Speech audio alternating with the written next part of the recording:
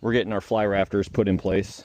And first thing I'm going to do is I'm going to line up this truss and run a string line. You see it's got a bow in it, and none of these, a couple of them are tacked in place, but none of them are nailed down. So what I'm going to do is I'm going to set my string line right here. I've already marked the line. We're going to set our string line. We're going to go down here.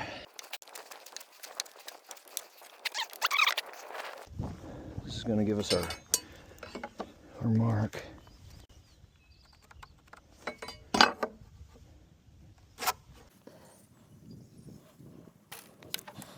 What we're going to do is we're going to go through here and make sure that this truss is perfectly in line with this blue mark. And that's going to give us a nice straight line for this outer truss.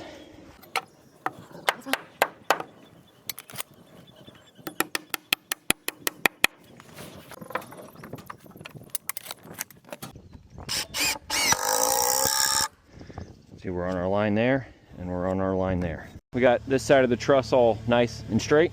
So we are going to measure for our overhang for our fly rafter now. And whatever your distance is or whatever your overhang is what you're going to measure to. We're going to square a line there, set another one, and do the same thing on this side and cut all these ones that we ran wild. Take our string line and run this all the way up to the top.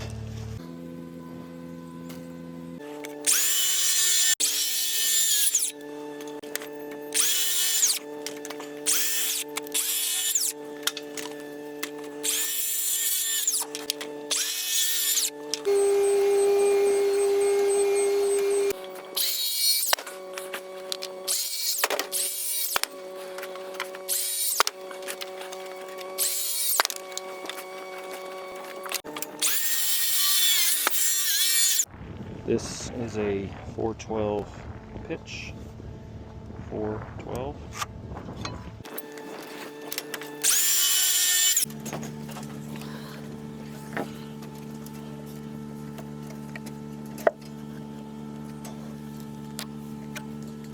Ready?